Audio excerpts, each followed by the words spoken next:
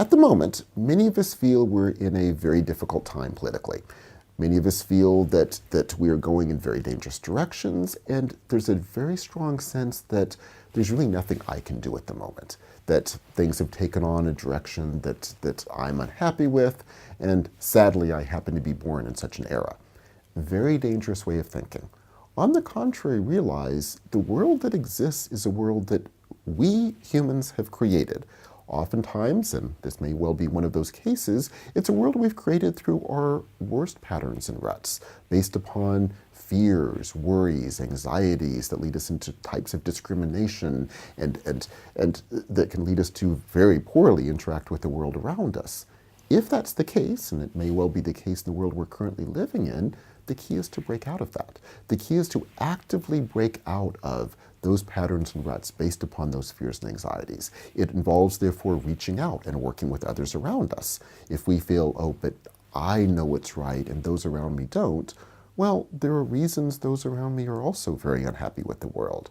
We may have different reasons for being unhappy, but each of us needs to learn from the other's perspective to try to see what's really going on, to try to break down these fears and anxieties. The more we can see the world from different perspectives, create sort of mini worlds in our daily lives in which we're actively doing that, actively trying to see the world from other points of view, helping others do the same.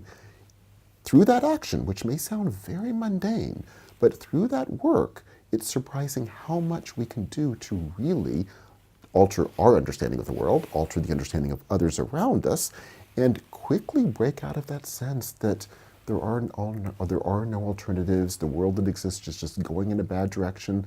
Suddenly the world becomes filled with possibilities once we begin realizing that no, we can really alter things around us to surprisingly successful degrees.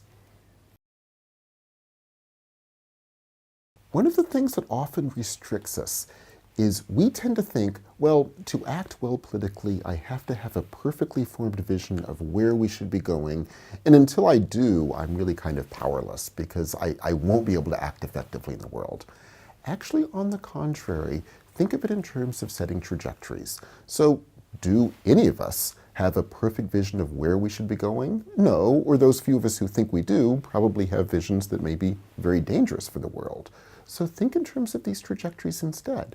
Think instead, oh no, if at the moment we seem to be in a period where people are not understanding each other, have very dangerous ways of thinking about each other, how do I, on a very concrete daily basis, really begin to work with others around me, really trying to help myself and those around me to see the world from different perspectives, to break down our fears and worries and anxieties, and by doing that, to open up other possibilities.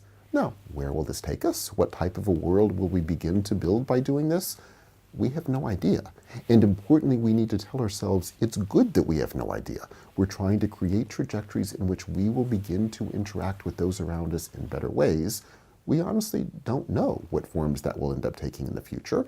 It may take forms we could not yet imagine.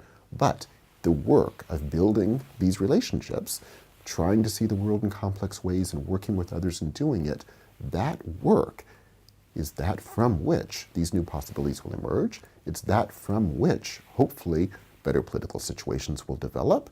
And as we keep working, hopefully, those will simply improve and get better and better as time goes on.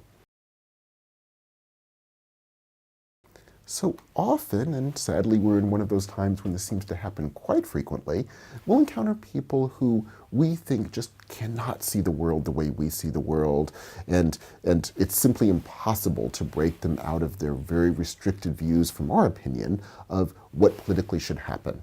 Now, in those situations, we may feel, and probably correctly, that those immediate political discussions with such people are going nowhere. That doesn't mean the discussion should stop. What it means is, yes, you've simply reached an impasse where you simply are not able to see the world from each other's perspectives. Do other things. Talk to the person about something else, not overtly political. Try to develop some kind of a connection outside of those immediate political discussions. And once you begin to work on a slightly different level, you'll begin bringing out different sides of each other. That will then make it possible to begin seeing the world from different perspectives, to begin engaging in discussions, eventually, yes, returning to political discussions, but at that point there'll be enough of a sort of rapport being developed between you that you'll really begin to have real discussions. And that may seem like a lot of work to simply have a political discussion, but I would actually generalize this. That's the sort of thing we need to be doing all the time. We're living in a world where people are talking past each other. They are not listening to each other. They're not trying to see the world from each other's perspectives. We need to learn to work with people around us, and if we can't do so in immediate political debates, work in other ways, and that will open up the possibilities down the road for those deeper political discussions to occur.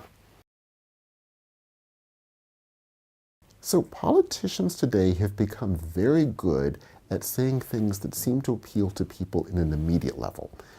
The danger of that is what may appeal to us in an immediate level is something that can play to our so-called immediate needs, but even those so-called immediate needs may be based more upon our fears, our anxieties. And when politicians simply say things playing to those fears and anxieties, it can lead to very dangerous policies. So I would say to politicians, recognize it's a complex world. Recognize that human beings are complex human beings.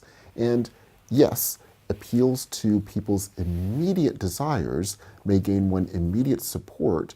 In the long run, that's very dangerous, even for the politicians in question, in terms of their own support, which will wane over time as dangerous situations begin to emerge. So if you recognize that we're complex people, you can realize that you don't always have to appeal to our immediate needs. You don't always have to appeal to things that will gain you immediate support.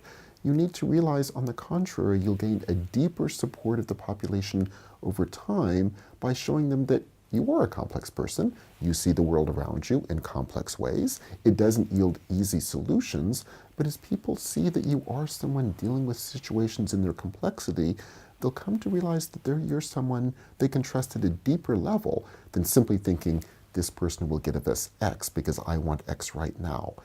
You won't gain the immediate appeal, but in the long run, you'll gain much deeper respect. You'll be able to have a much, much greater impact in the world. And of course, you'll also be able to do far, far, far better things for that world as we hopefully will begin to progress as a larger species.